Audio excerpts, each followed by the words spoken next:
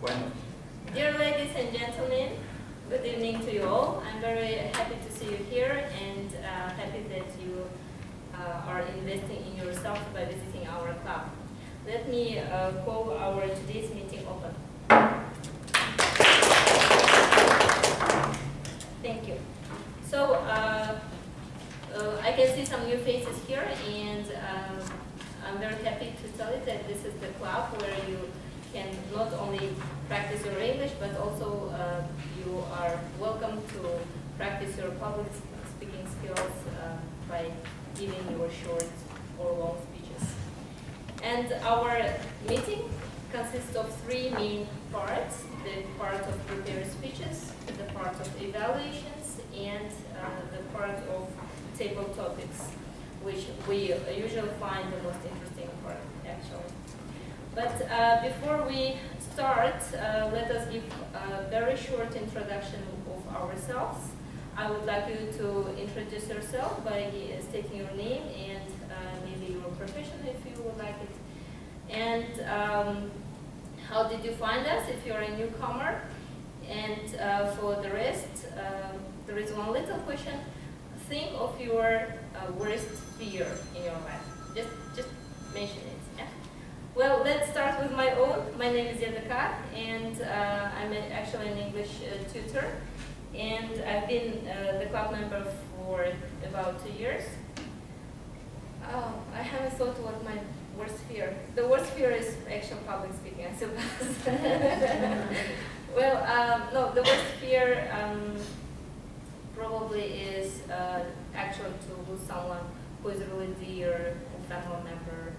So that usually, I suppose, is the worst one for majority of people. So let's continue with Greg, please. Hi everybody, my name's Greg. I am an accountant by education, and I am a publican by chance. Those are the publican with some of the roads apart. And my greatest fear,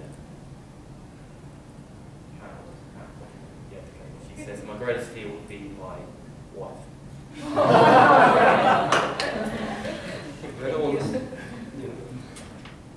My name is Sanja. I am the auditor, but no, I work not for Deloitte. I have experience about 6 years. I heard about this club from my younger sister. She is based in Astana, and she actively participated in Toastmasters club in Astana. And actually, she likes it very much, especially that it helps to develop this public speaking speech, some leadership skills, and it works for her, and I decided to try. About my worst fear, it's not an easy question to answer. Sure. Yeah. That's why I decided not to comment this. Okay. Okay, thank you. Well, my name is Mashan. It's my first time being here. I haven't heard of Toastmasters at all, because I'm taking some English classes right now with the car. I heard from her and she invited me here. By education, I'm a translator. By occupation, probably, I like to try different things. So recently I worked for Carnival Corporation in the United States, and I came back this summer. I'm going to apply for my master's degree, and I'm unemployed right now. My worst fear, that is explanation why I'm unemployed. My worst fear, of course, I'm totally already got the car, but I don't want to repeat it again. And I would say that because I'm probably young and ambitious, I fear the most of not accomplishing my goals, probably. Yeah. Thank you. Hello, my name is Diaz. I'm official member. My fear is, I think, to have cancer or AIDS or something. Thank you. Yes. Hi, my name is Roeda Khalil. I'm a housewife, and I'm here because I do get involved in a lot of charity work, and I get called upon to promote the charities that I support. So I want to be able to talk where I can make sense for some people and hopefully get their money. And my greatest fear is that I'll stop learning.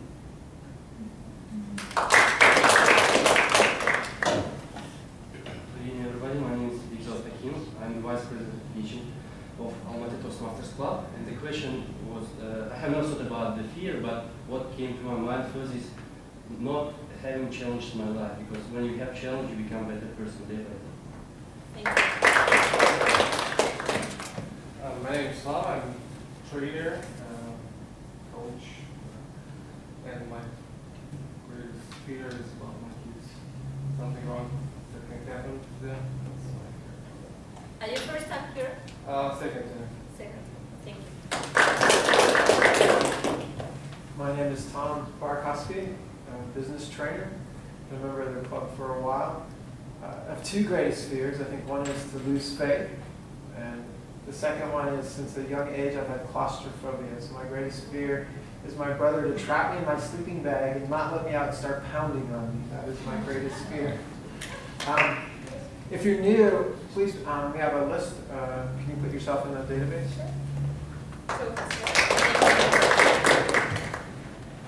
Hello everybody, my name is Sabit. I'm a salesman with an engineering background, a mining background by the way. So I heard about the Toastmasters from my friend who lives in Aston at the moment, but I was looking for the places where the courses where I could develop my public speaking skills, and fortunately I found this place, and especially when it's coming along with English speaking skills and all this stuff. So I'm glad to meet all of you. And about the fear, I think, I don't know, my greatest fear is to leave when I get older and then to realize that I waste time when I was younger or maybe during my life. Thank you. Hello everybody, my name is Sergi. I'm 39. Today is my third visit to Toastmasters. And my greatest fear, I think, is be dependent probably on the people too much. Thank you. Thank you. Well, my name is Mardan, and this is my second time. So I'm HR manager in oil and gas industry without fear. My greatest fear is Greg's wife.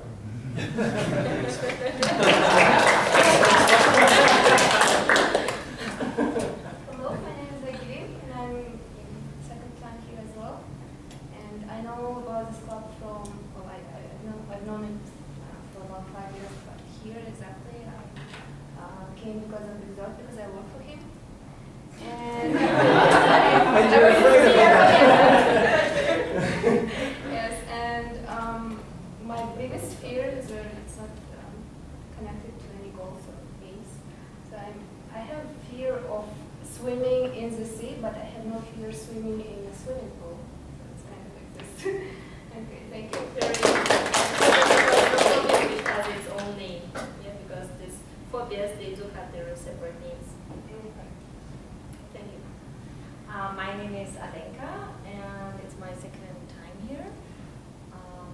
I got to know Toastmasters through Aliyah, as many of you already know, and I'm working for the Austrian tradition. And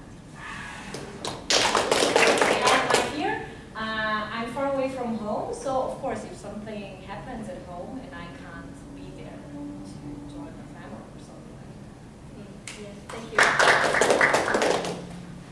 Hello everyone, my name is Olga.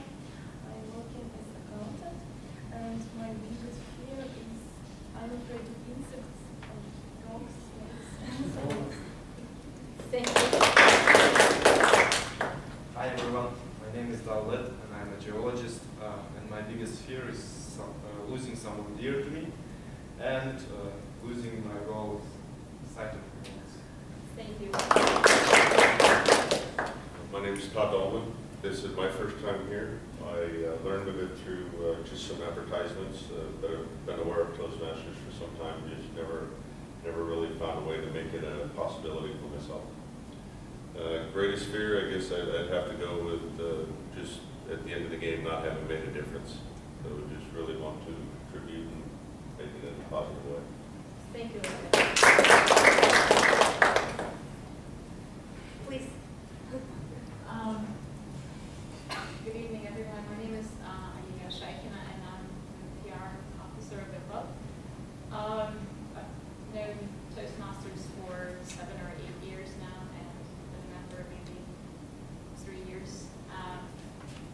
greatest fear actually relates us to where it makes making a contribution and not making a difference and then wasting your life and my family's and their health and their well-being.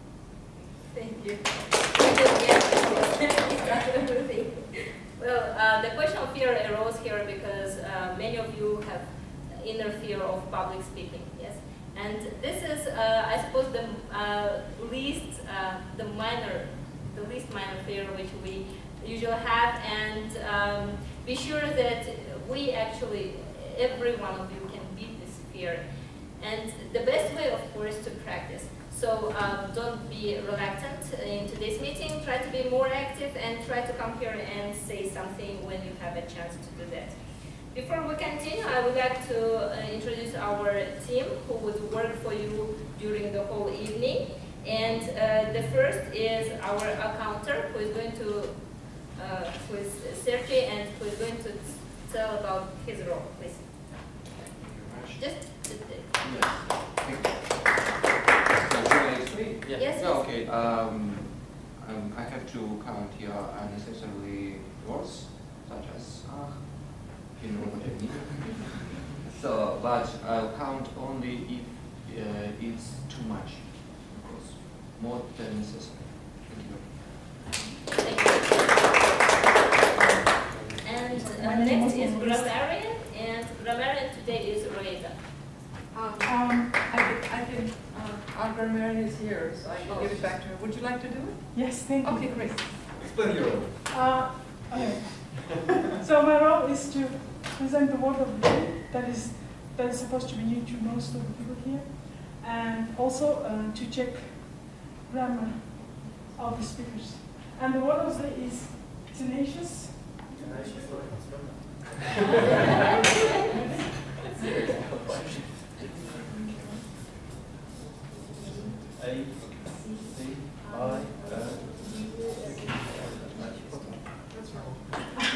So a tenacious person is someone who is very persistent, someone who is not willing to give up easily.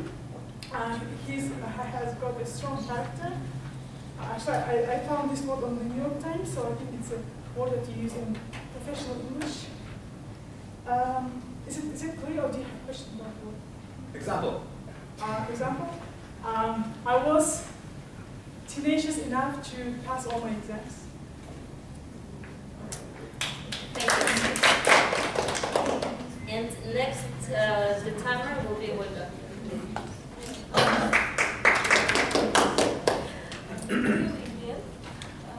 Today I will be your timer. As you all know, that time is a very important part of every meeting.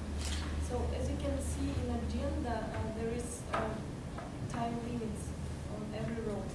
So when I will show you green card, it will mean that you can continue your speech. When I will show you yellow card, it will mean that you have the half of your time pressed. And yellow, red card means you should stop. Thank you. So let's move to our first part, which is called prepared speeches. And the first speaker tonight is Aigirim. Please help me welcome her here. Yes, you should come here. Aigirim is presenting her ice-breaking speech, which is speech project number 1, where she should tell about herself, her life, her interests, so that we know her closer, and she needs to break the ice between herself and the audience. And we have to always shake hands. Yes, don't you? Thank you. So today is 11th of September 2014. Today I've experienced the best feeling. I was part of a real hunting. Climbed so high up in the mountain, never had I done something like that in my entire life. That was just fantastic. How could I possibly climb up that mountain? I must gone insane. No words can explain what I've been through today. The whole spectrum of human emotions. Excitement, joy, happiness, fear, sickness, dizziness, adjustment, breathing in and out. After 3 or 4 hours on the top of the mountain, the guide took me down by force. Can you imagine that? That was unbelievably scary. I wanted to laugh and cry at the same time.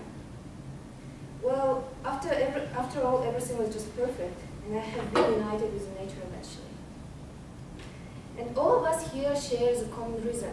We want to learn how to speak efficiently. We want to communicate efficiently. We want to become persuasive and influential. And the reason I'm saying this is because I want you to ask yourself, have you ever tried to communicate with yourself? Have you ever tried to have a normal conversation with your inner voice? I was 14 years old when I started to keep a diary. And probably you wonder what can 14 years old teenager write about? And I was questioning myself too, to be honest. And at that time, it wasn't like I was some kind of freak outsider, or I didn't have good relationship with my parents and friends. It was just a roots matter that I had to write something, and had to write something that matters for me, and share it with someone. But since I didn't have someone, I decided to share it with something. It was the very time when I happened to watch this fascinating movie called Eternal Sunshine of the Spotless Mind. It's about the characters who decided to get rid of certain memories, but end up living in pain without those memories. And it just struck me, what if I lost my memory? What would happen to me? And one day I wake up, and then I realize that I don't remember my parents, my friends, and all the beautiful things that happened in my life. And probably that was a kickoff for me to start keeping a diary. And every time I'm happy or unhappy, I come to the paper. And the best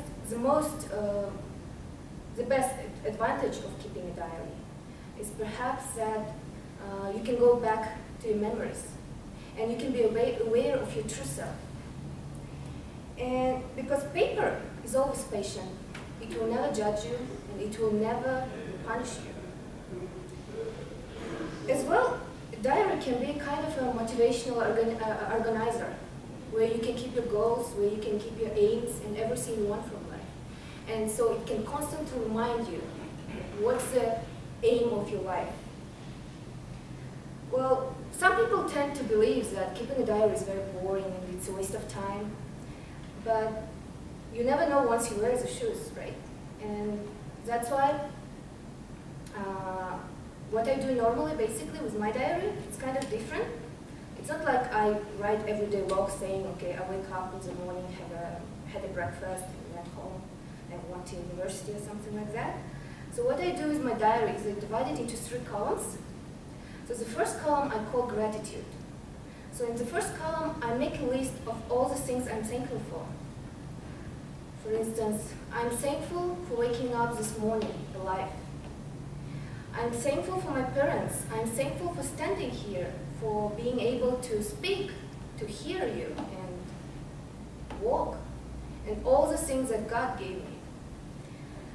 And the second column comes to be a wish column, where I write everything that I want from life. All the aims, all the goals, all the dreams I have. Let's say I want to be fluent in Spanish. And the third, and perhaps the most favorite part, is the third column. And it's kind of tricky because you're supposed to have quite a good imagination in order to fulfill it. So the third column is basically where you write all your goals and aims in the past form. So basically what you do, you write it down as it has happened already. So let's say, go back to my example with the Spanish. I'm fluent in Spanish. I want to be fluent in Spanish. And what I do with the third column is, I'm in Spain. I've been here for 6 months now, and I'm perfect in Spanish. Okay, it's not like just a blind believing. Of course, it requires a lot of effort and hard work. But the aim of the diary is to keep you up to date and keeps you reminding you that you have the goals, you have the ambitions you want to reach in life. And diary is not just a tolerant friend. It's an opportunity to go back to your formal condition, and then make remarks about the future and enjoy the present with barely no doubts.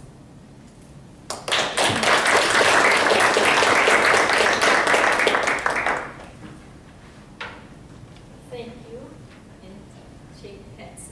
Oh, I'm sorry. No problem. Our next speaker is going to present speech project number 3, which is called Get to the Point. And this is a really skillful speaker who is being a member for over 3 years now, and who is fond of organizing events, chatting with people, spending time with friends, and of course traveling, and getting a lot of adventures. So let us get inspired by our next speaker, Alia. Please help me welcome.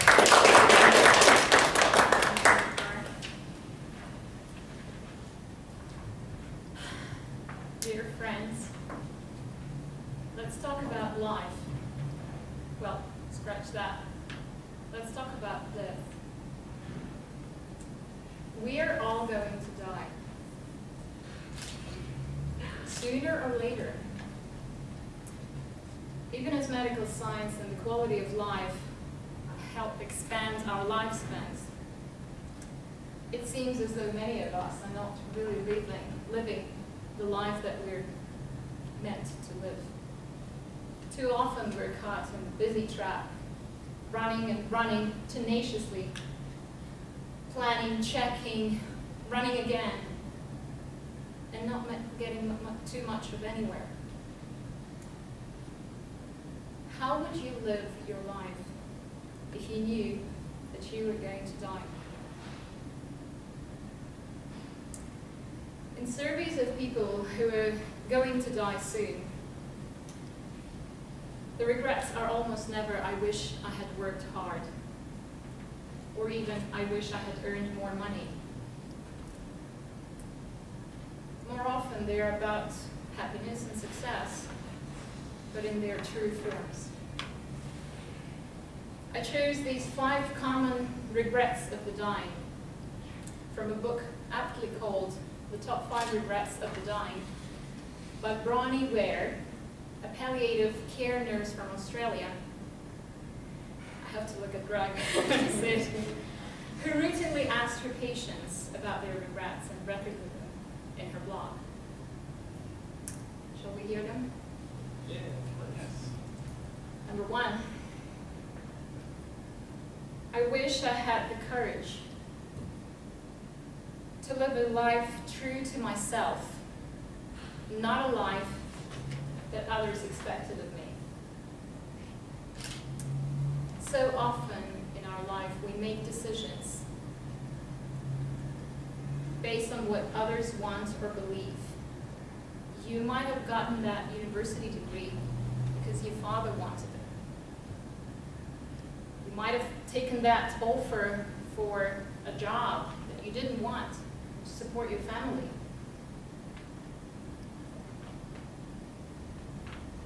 You didn't pursue your dreams because somebody thought that dream was foolish. But what would happen if you would live a life that would be true to yourself and no one else? How would you dress? Like this? Maybe not. How would you live? Where would you work? Who would you want to spend your time with? What would you do different if you wouldn't be afraid to be judged by others, or evaluated, or assessed?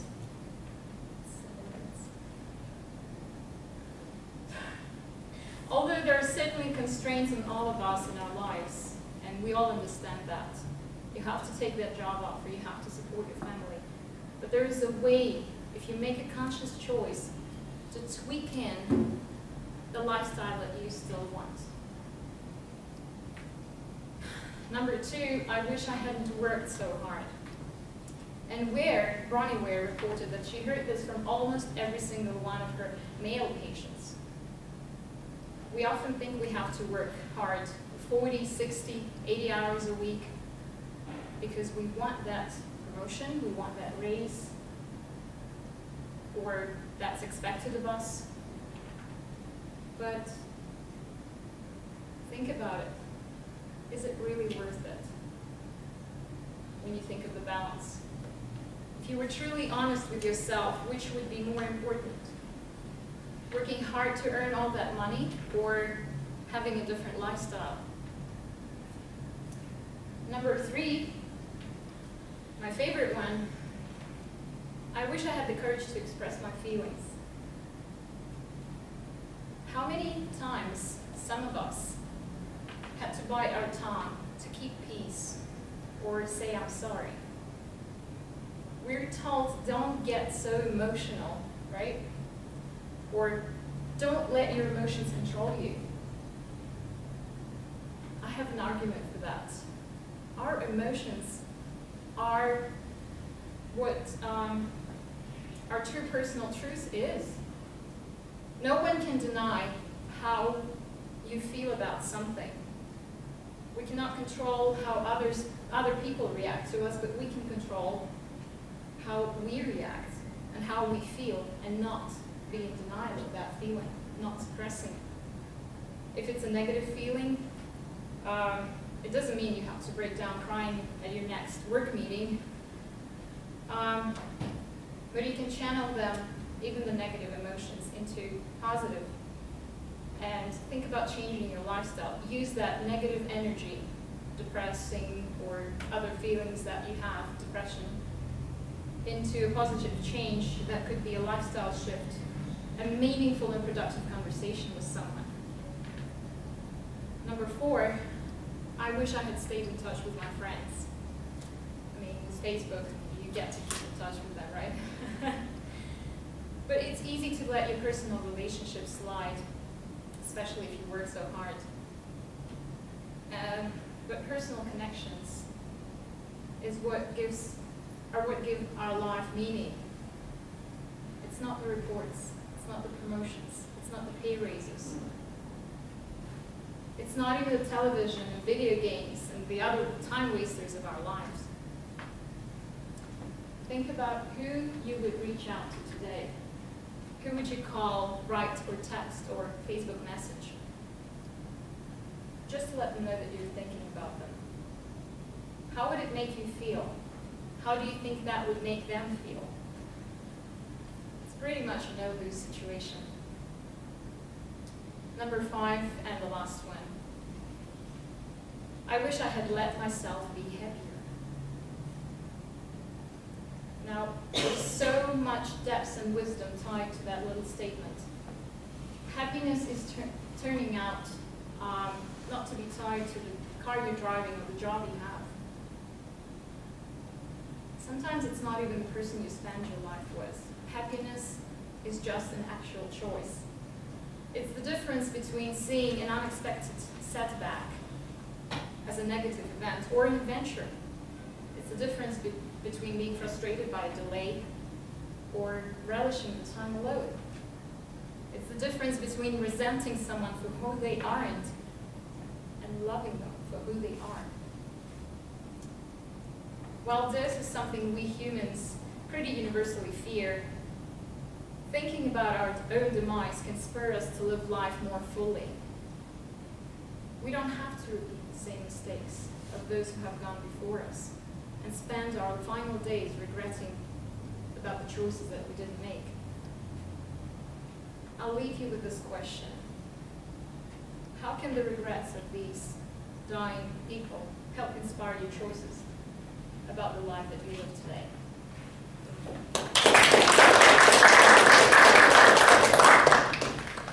Very interesting speech, Elia, and we need to thank you for that, actually. Our next very prominent and tenacious speaker is going to present speech project number 6, which is called Vocal Variety, and we really look forward to hearing different vocals for today. And the speech is going to be about some ordinary people who usually overcome various obstacles and their consequences. Help me welcome here a bit of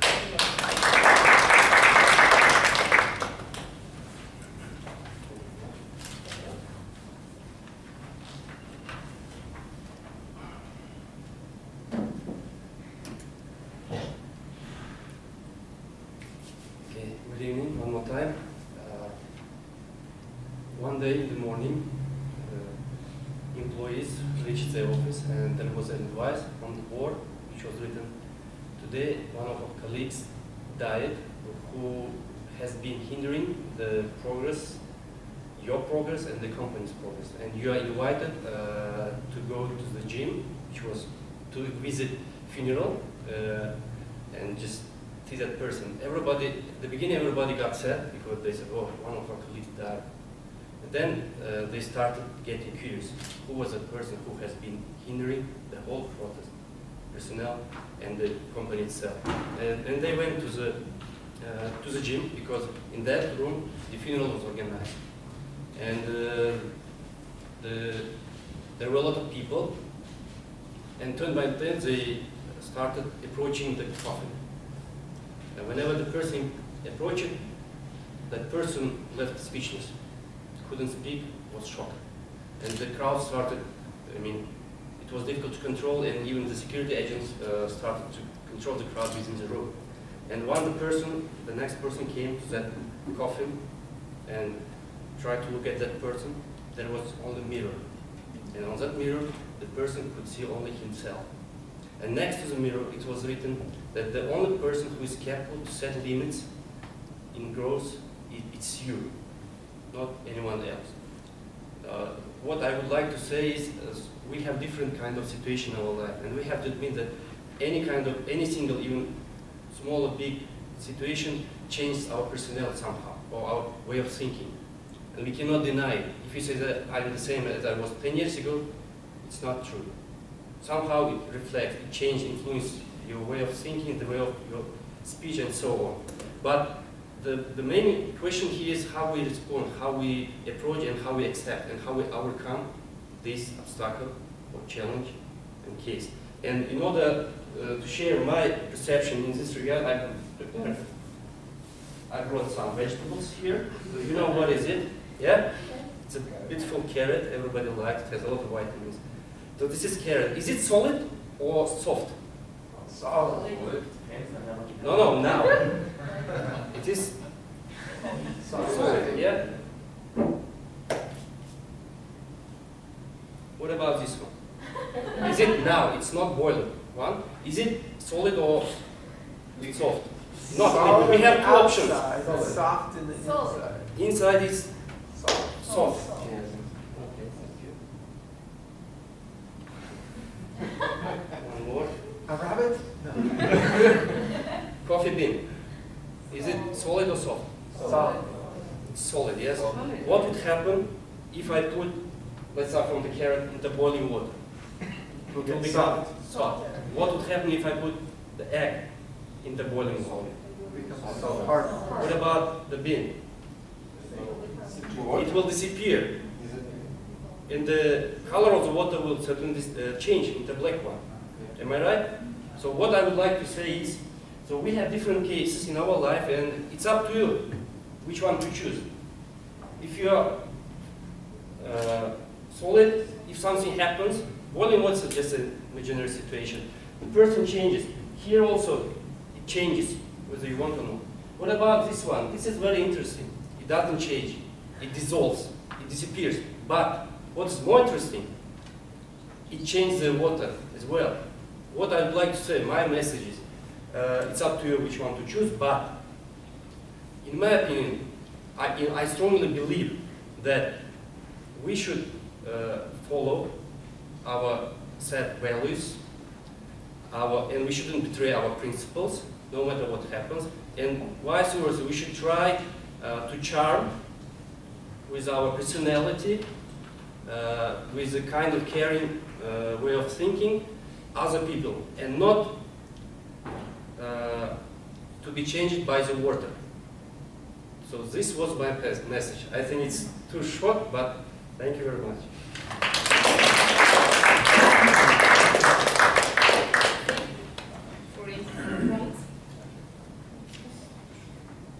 Well, dear comers, we have stickers here. We've got.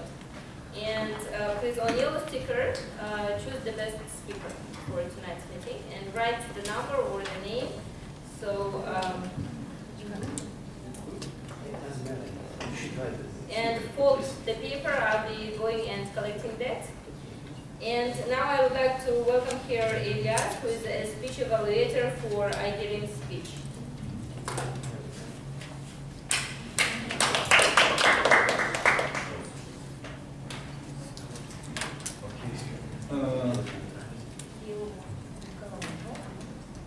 IDRIM?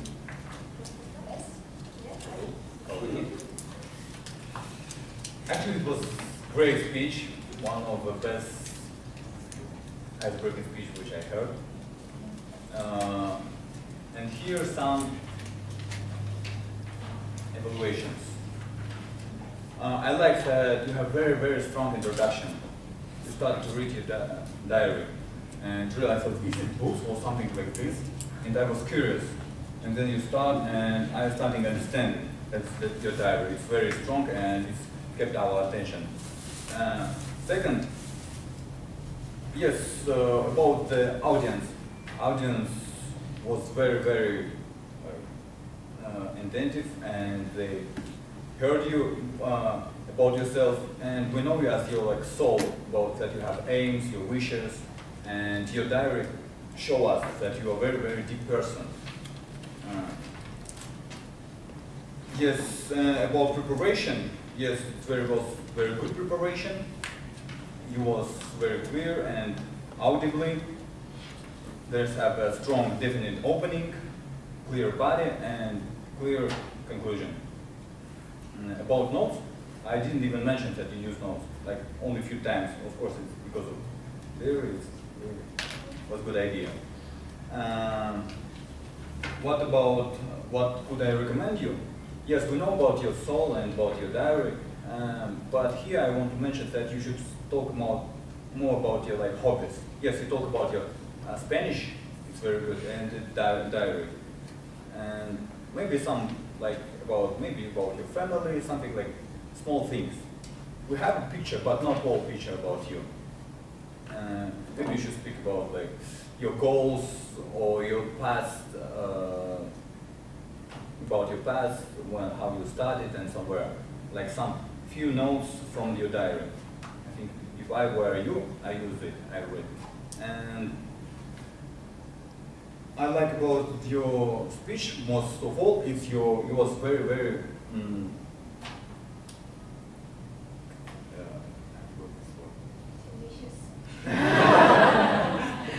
yes, maybe you was tenacious. Yeah. You well prepared. It's a brilliant speech for icebreaking, and I hope next speech will be better. Next evaluator is Greg Hilwer. Please welcome him here to evaluate Alia's speech.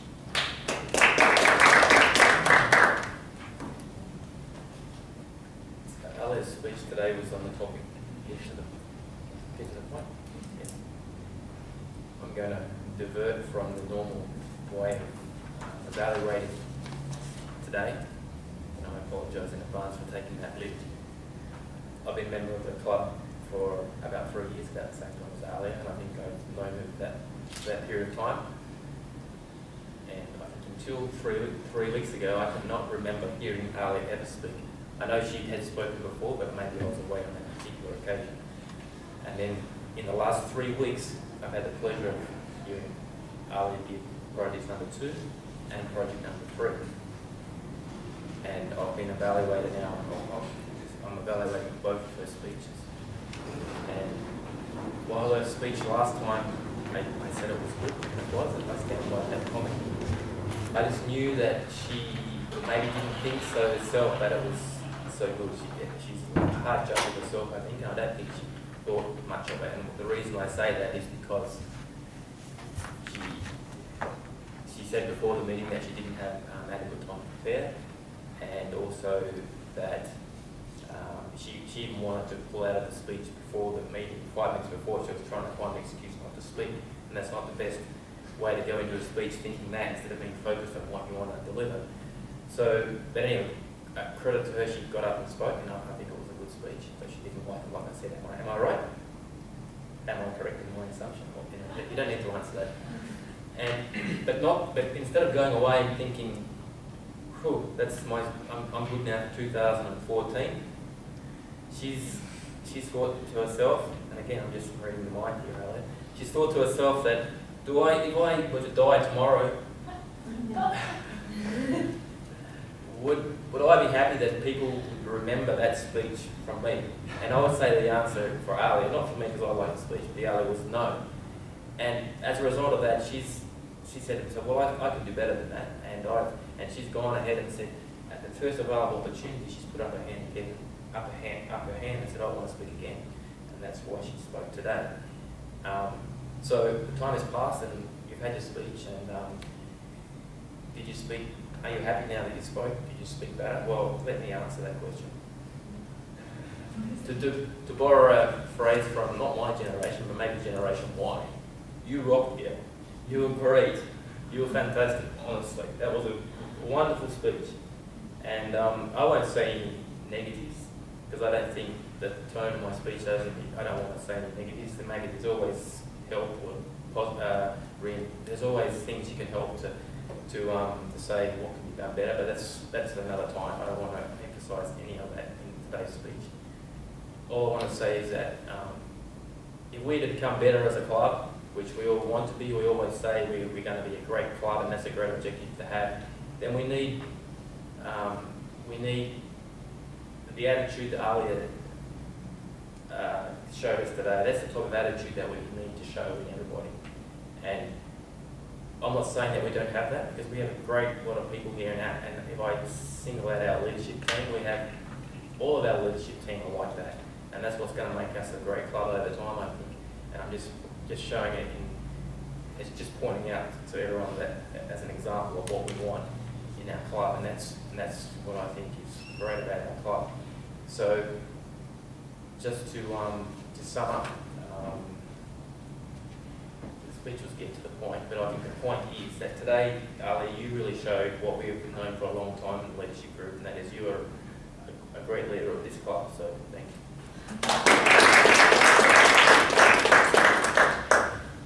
Very interesting evaluation. And our next evaluator is David, who is going to evaluate Victor's speech, project number 6.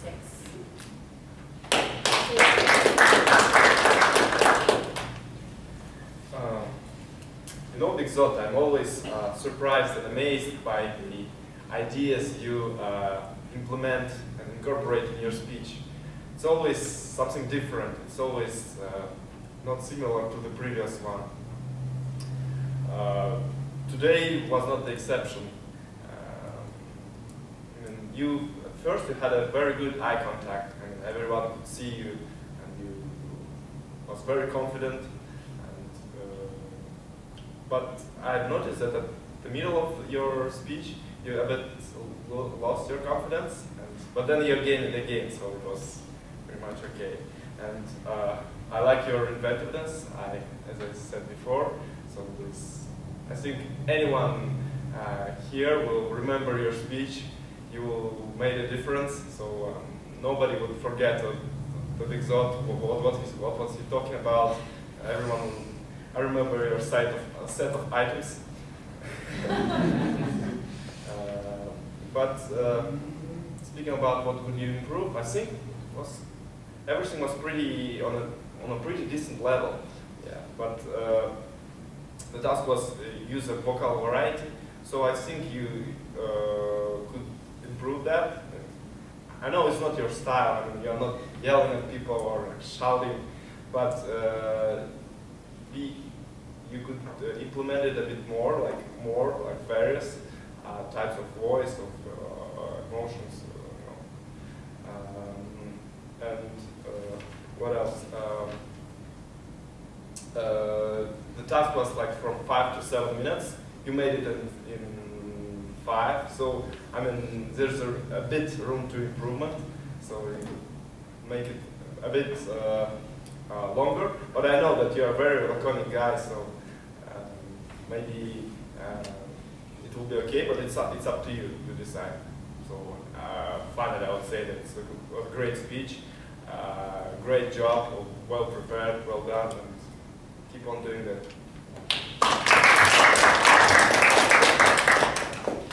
The evaluators' ideas may have probably changed your minds about who was the best speaker. But anyway, as you have already voted, I would like to announce now the best speaker. And the most tenacious speaker for today is Alia. Now let's move to our funniest part, which is table topics, and I would like to help you to help me welcome here Tom Barkowski, who is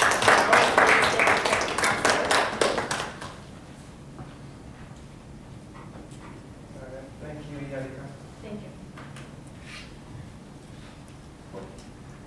Our theme for tonight is Genghis Khan.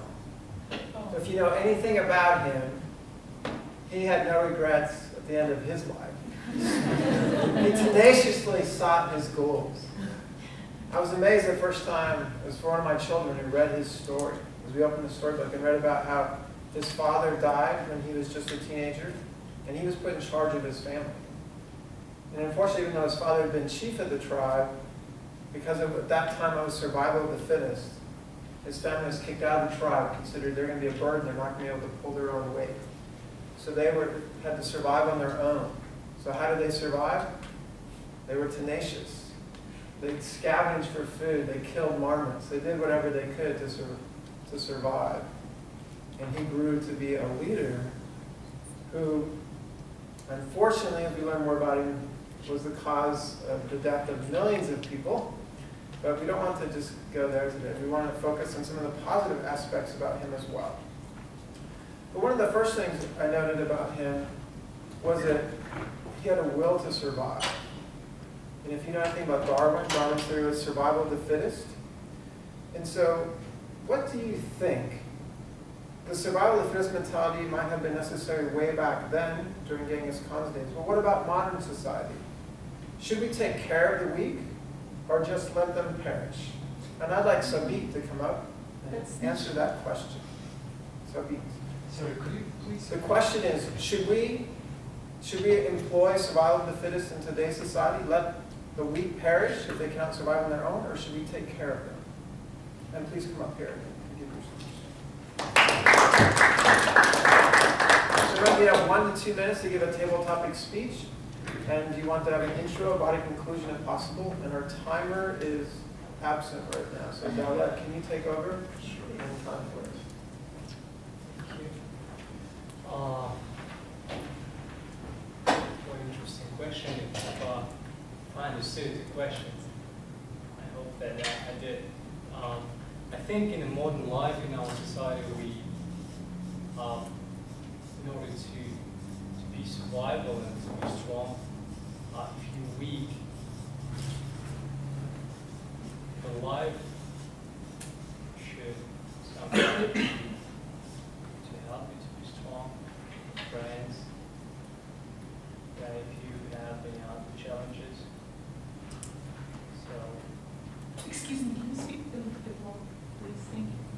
the law yourself, first, sorry, as far as I understood the question, if there is any weak, should we help them or not, right? Yes, should we help them, or should they just be left to fend for themselves, and if they survive, great. If not, that's nature. Okay, from my life experience, I can tell you that I know certain people who are struggling during their life, but in the end, they succeed. I think it depends on a different situation. If we're talking about the young kids who lost their parents, probably we should guide them. But in most cases, I think, yeah, we should help.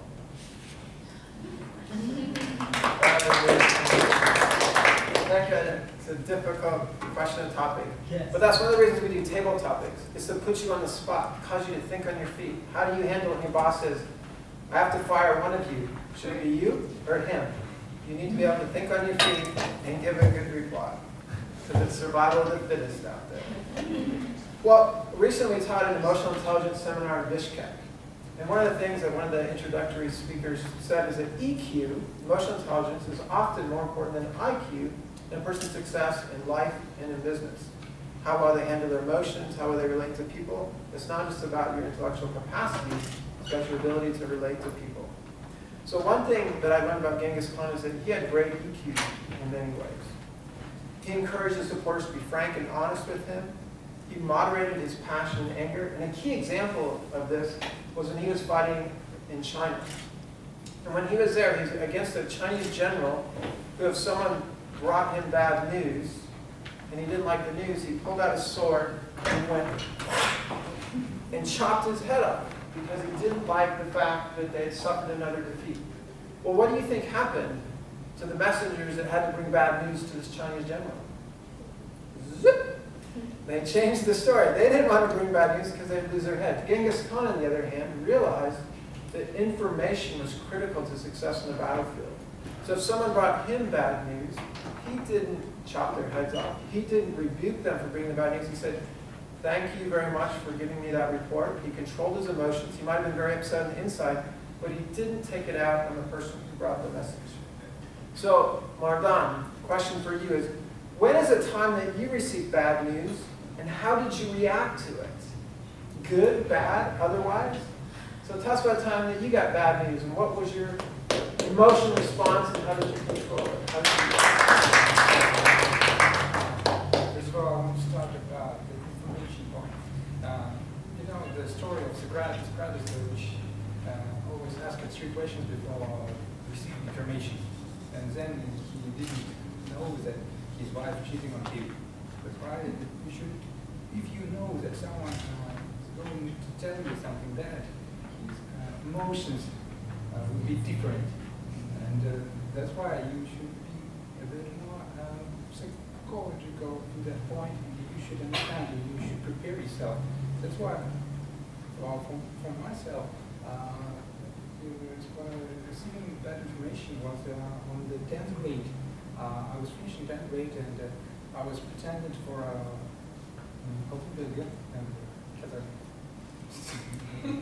students who know that. But however, my math teacher didn't want to give me mark chance to guide deserve. So she put me 4. Then I couldn't receive. But in that time, that was my dream for 10 years, maybe more than 10 years. I started to dream about it from kindergarten. And how I received it, it was the first thing which broke my heart. Really. For me, education is the first thing. I don't think that love or something is more important. I think the more important thing in your life is the development. When you stop development, you stop living and you should die at that moment. That's why it was a great news for me. And what I did, I just went to the shop and I bought a can of nasty, really nasty, not vodka, not a beer, really nasty. Just drank it in. And I realized that life didn't stop at that moment. That I'm still living and that I can achieve another level, that I can do better things. Now I'm working with numbers. My work is connected with numbers. And I can tell my math teacher that I achieved the point where I use numbers, but you didn't believe me. So I hope you're able to take her out for a cup of Nest tea and share it with her. Okay, according to a Persian historian, Genghis Khan, after he had conquered China and had ruled that part of the world, sent a messenger to Shah Muhammad, who at that time ruled Central Asia, including Uzbekistan, Kazakhstan, this whole region, you know, from the Caspian Sea to Europe all the way down to the Indus River. The Shah Muhammad conquered a large territory himself. But Genghis Khan wasn't just about war. He sent a caravan. He wanted to trade. It was a very profitable trade between his empire and the empire of the Horizon. I'm not quite sure how to say it. So he sent a caravan, while the leader of Atrar at that time arrested them and said they're spies and held them. So Genghis Khan said, applied his EQ. He didn't react too much right then. He sent three more ambassadors, 2 Mongols and 1 Muslim. He figured, well, they're a Muslim empire, maybe they'll respect a Muslim ambassador. Well, the Shah himself said, I don't like these guys coming. Genghis Khan's just searching out our land. He chopped the head off of the Muslim ambassador and sent it back to Genghis Khan saying, who are you? Who are you to try and have a treaty with me? Genghis Khan has EQ, but there's limits to it. He was upset. He amassed his army, and within 2 years, completely wiped out that entire empire. Over 1 million people died in Urgench after they surrendered, slaughtered them, the blood flowed. But he defeated someone who was too proud to think that he should care about Genghis Khan. So, Todd, this question's for you. You've been in the mining industry. I'm sure there's been lots of mistakes that have happened. Can you give an example where you saw someone not use their EQ and they misjudged someone and it led to trauma, bad results? It could be about someone else, or it could even be about yourself. But please come up here and share about a situation where someone misjudged and it created tragedy. Welcome to the fire first day. I guess one of the things you'll find in mining that causes us the most visible negative impact would be anything around environmental. Right? The mining, by definition, impacts the environment. And our job as professionals is to minimize that impact or to reverse that impact once we're done. So the mistake that I would point out is events where people have knowingly made mistakes or knowingly cut the corner around, say, a tailings dam. That's the one I'll use. Tailings, just for definition, that's the material left after you're done mining and processing. It's the material that's left over. It's typically a wet solution that flows out into a fairly flat area. It's contained if you do it properly, and then you can go in and cover it and revegetate. So very recently there was a tailings collapse in British Columbia. The dam broke. The tailings, probably I think on the order of around 10 million tons, flow down into a what would appear to be a very beautiful stream and then out into the Fraser River. And whether it be knowingly making a mistake that allowed that to happen, that's criminal. If you have knowledge and you choose to ignore it and you have a failure like that, that's a criminal offense. But I find that the real mistake is in not asking the questions, cutting the corner to where you don't do the due diligence or the proper engineering around something that has such a high risk. I feel that's the mistake. And that's probably why I joined mining, is to hopefully not do that. Right? So for those that are new, you think, oh, I'm just here to observe. No, you get put on the spot as well. As a first-time guest, you can decline if you really don't want to speak. We do give extended grace. Now I tell him, he says, now I tell him. Information would be useful 5 minutes ago. Okay. So one other place that Genghis Khan came as he was conquering the Horizon empires, he came to the city of Bukhara. And a couple of years ago, my family and I were visiting the city of Bukhara. And if you know, there's the Kalyan minaret. It's this tall structure built in the 12th century that exists to this day. And our tour guide there said, the story is the reason it's left standing, everything else in Bukhara was knocked down and destroyed, is that as Genghis Khan stood before it, deciding whether to knock it down or let it remain, a strong gust came up and blew the hat off his head. And as he bent down to pick up his hat, he realized he was bowing before this minaret, this monument. And he's like, I have given the sign of humility before this structure, so I take this as a sign from God that I should let the structure remain. and thus it remains to this day a beautiful piece of history. So Marjan, this question's for you. What experience have you had in your life that you took, quote, as a sign from God?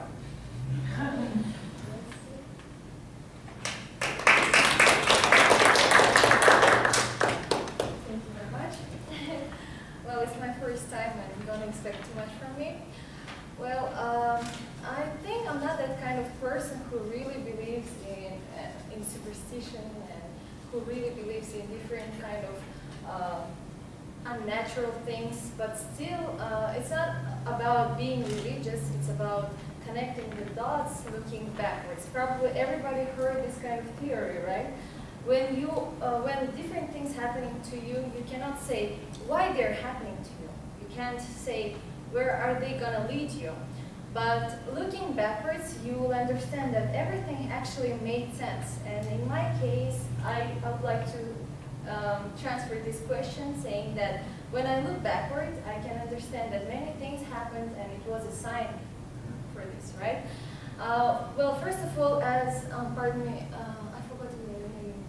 Yeah, Mardan, right? As Mardan said, he was supposed to be honored with the honor degree in high school, and the same happened to me. I was studying in the high school where we really learned a lot chemistry, so I was specialized in that. But then when I didn't get that honor degree, and the last moment I just made a decision to pass the English instead of chemistry. When I graduated, well, actually I couldn't do what I always rely on, what I always wanted, and then I just was like in an option that I couldn't know what I should supposed to do. So I started thinking, and I thought, okay, with English, I would better go to the international relations. Once I'm there, I understood that, except that it is so interesting and it is my thing. But after that, I thought, well, we are in Kazakhstan, and whoever is from here understands that without any connection and without really a lot of money, probably, you can succeed a lot. Well, I truly believe that it's not like that, and it will change sooner or later. But at that time, I was like, okay, well, let me change my subject. Well, to cut it short, I will just say to you that at that time, I was so, I was lost. I didn't know what I was supposed to do, and I think, well, I made such a big mistake. What am I going to do? Like, all my life is going to be totally different, and it's going to be ruined. But looking backwards now, I can tell you shortly that I finished the translation studies. I worked as a teacher at the university. I got chance to go abroad and to work for the biggest corporation in the United States, which is also very good.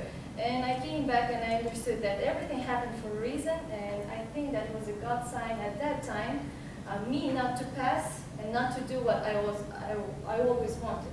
And it led me here, and now it's right in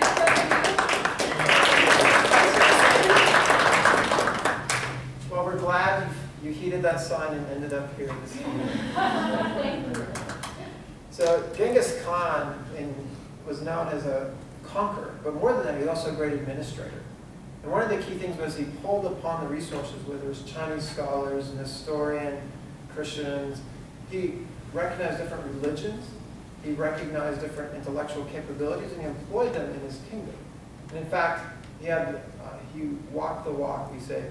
If he had rules that he followed, theft was punishable by execution. Adultery was punishable by execution.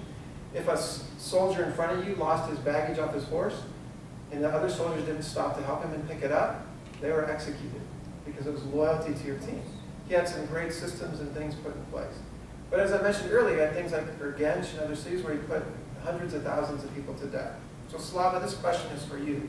How is it a person who is admirable in so many respects, in so many ways, they're tenacious, they fight for their goals, they go forward, can also take part in such atrocities? So Slava, come up here, please. So how can a person who does so many good things, has so many good characteristics, do so many awful things as well?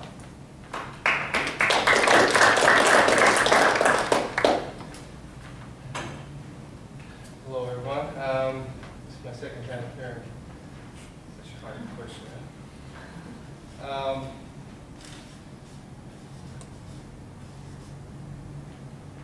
Let's say it this way.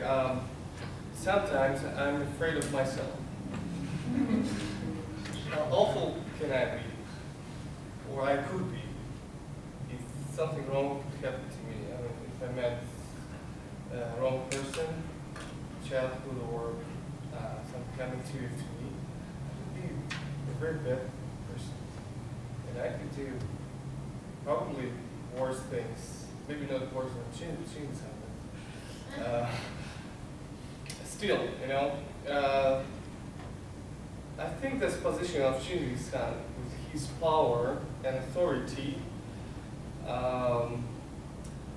it reveals bad and good things to extreme way, extreme level. And if he were a good person at his position, with his power, he could do a really good job. He could save the world with his passion, with his tenacious passion. And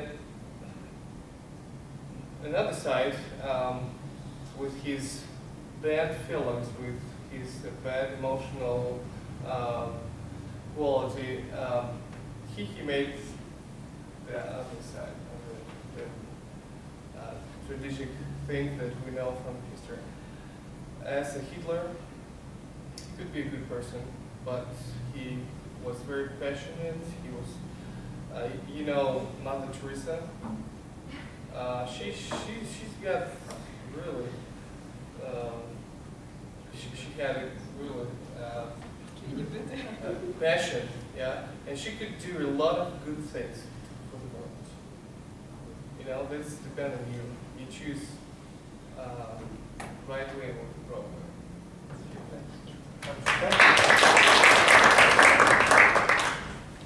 So our next question has a thought from some of Marjan's comments, and this is based on the fact that Genghis Khan had a meritocracy. The most common soldier from a small village could rise to be one of his lead generals because it wasn't based on who you're related to, if you're a part of his family, but he promoted people based on their capabilities and their loyalty and things that they did. And so it was not only true in his army, but also with his administration of the systems. And so people understood that, rewarded based on what you did. And so the question is for Alenka, what difference do you think this policy could make in modern society in general, and perhaps specifically in Kazakhstan, if this was the model for meritocracy rather than based on who you know?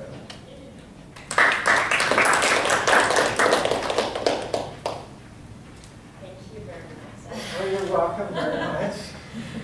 I'm very thankful that my boss is not here because he would forbid me to talk about this here. So I think it's a very, very difficult topic, especially in Kazakhstan. I've been living here for like 3.5 years now. I think I have more or less an idea about how things go or don't go here.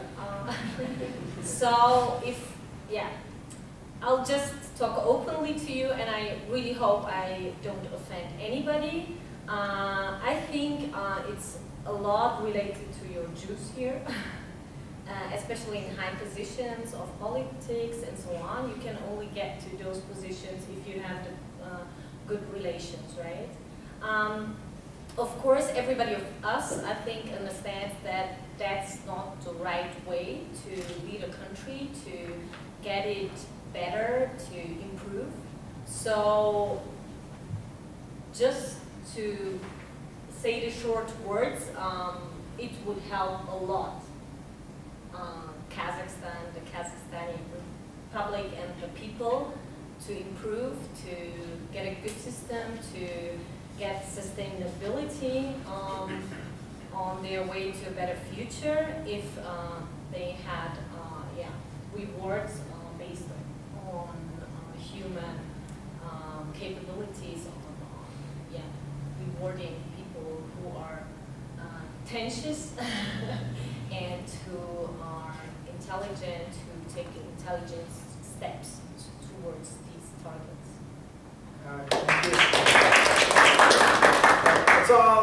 time for this evening. So if you want, you can take a couple minutes to discuss next to yourself who you think the best table topic speaker was, and then you can go ahead and vote, and I'll be returning it back to the Yachty car.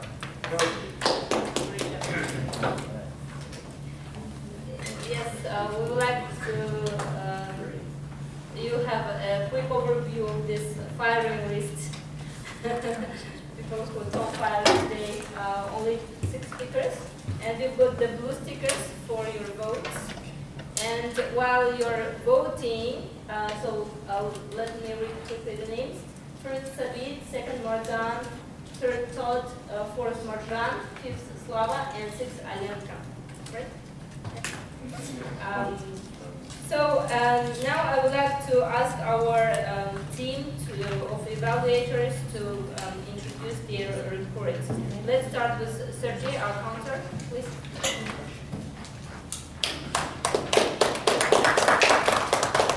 We'll hear all your ahs and ums. Thank you. I counted with attention, and with pleasure I'll tell you about my results. A green 6 is 6, sorry, not about 8 of course. A 6, yeah, it's a very interesting situation because I counted 7 tulip houses, maybe. Yes, I don't know. I don't know. Is it a mistake or no? But maybe it's topic to see. And 3 usually mistakes. Yes. And Bexod is 8. Ilyas is 7. Greg, sorry, is 5. Dolet is 10. Tom is 3. Sabit is 4. Mardan is 3, but quiet. Is your name is Tom? Okay. Is 3. Marjan is 6. Sorry, I didn't catch your name. Slava is 13. And our last speaker is 7. Thank you very much.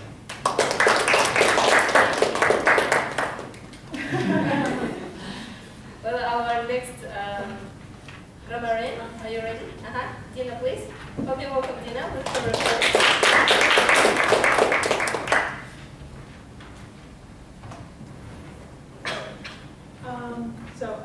First of all, the word of the day was used 6 times. Okay, and as for the grammar mistakes, Toastmaster, I didn't notice any. Set speaker number 1, I get him. I'm not sure if it's a mistake, but he said it matters for me, whereas it should be it matters to me. And he said they end up, whereas it should be in past simple, they ended up with, like in the movie. Yes. Okay. Set speaker number 2. Yeah. You said pursue your dreams, or it should be pursue your dreams? It should be in the last time. Exalt. Obstacle. I guess the correct pronunciation is obstacle. I'm not sure if it's the correct pronunciation. That's what I hear normally. Evaluator number 1, yes. Here is some evaluation. I'm not sure if it's correct. Maybe you should say, here's my evaluation. And also you said audience, whereas I normally hear audience. And you said, and you started the sentence, what about, and I guess it should be as for the, like, this sphere was like, alright. And this is a small thing, but he says you was tenacious, or it should be you were tenacious. But in rap songs you can say you was. Evaluator number 2. Greg, he said, I think it was a good speech, whereas it should be I thought it was a good speech. I guess. And you said that there is always things that help, and I suppose it should be, there are always things that I was right. Evaluator number 3. Again, right mistake. You was very confident. You were very confident. Okay. So, table topic master. I was listening very carefully, but couldn't find any mistake. Impromptu speaker number 1. Sabi. You said they succeed. What it should be? I guess they succeeded in the past tense. Impromptu speaker number 1, Madam. His wife. Well, the correct. His wife was cheating on him or cheated on him. You said. What did you say? Cheated on him. Okay, that's right. Talk. Actually, I didn't talk or give a speech, so because I couldn't hear you very well. Marjan, you said it will be ruin, which is, I guess, the word ruin. We do not use the word ruin, it should be verb. Slava. Oh, okay. So you said with his passion and tenacious. So if you want to use it as a noun, it should be with his passion and tenaciousness, but I didn't mention that at the very beginning. And you said tragic events, I guess it should be tragic events. America? I'm not sure about this one, but you said intelligent steps, or it should be intelligent steps. Did you say intelligent or intelligent? I don't remember. Yeah, that's it. And our last evaluator is Tamara. Please help me volunteer Olga, who will do a great job for today's meeting. So our meeting started at 7:30, and our Toastmaster with the car, she spent 25 minutes for introduction and so on. After that, I knew our first speaker. She spent 5 minutes and 43 seconds. And second speaker, Aya, she spent 8 minutes and 6 seconds. And Exot spent 4 minutes, 35 seconds. Then, first evaluator, Ilyas, he spent 2 minutes and 39 seconds. And then the lead, he spent 2 minutes and 14 seconds. And evaluator Greg, he spent 3 minutes and 58 seconds. Then table topic session, table topic master Tom. The whole session was for 20 minutes. And first, improv speaker Sabit spent 1 minute 50 seconds. Then Mardan, he spent 2 minutes and 26 seconds. And Todd, you spent 2 minutes. And Marjan, you spent 3 minutes and 8 seconds. And then Slava, you spent 2 minutes and 17 seconds. Alyonka, you spent 1 minute and 37 seconds. Then Afghan, you spent 1 minute 30. Все есть, спасибо. Да. 1 minute 23 seconds, and then grammarian spent 4 minutes. Oh my God. And as for me, I spent 1 minute 53 seconds. Time is crucial, yes. This is time now to announce the most tenacious table topic speaker out of this fire line. And for today, it was with a lot more votes ahead of other speakers, though every speaker got some little votes as well. So it was Marjan. So if you're a first-time speaker, don't be afraid. Yeah, a good example from today.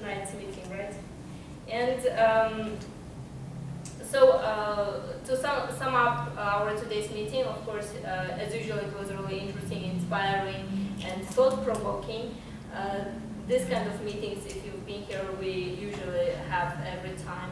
And I hope that you liked it tonight, and you would keep coming for our next meetings, which started taking place weekly here every Wednesday. And now I would like to ask you who would like to take up the roles for the next meeting. So let's start with speaker number 1 is Tom. Yes, speaker number 2, Ilyas. Speaker number 3, maybe me. Mardan? Okay. Okay, Mardan. Evaluators? Can I? Yeah? Sure, she can evaluate you. She has Yeah. prior experience as a Fine. And evaluator 2? Please, team. Roeda. Thank you. Evaluator 3? Who? Alia? Alia, yes. Table topic speaker? Maybe me? Table topic speaker, and then accounter. Nobody wants to be an accounter. Come on, this is a very good table. Yeah, it's very easy. I'm not going to be here next week, I'm traveling. That's a big, oh, grammarian. Maybe someone wants to be grammarian? Great.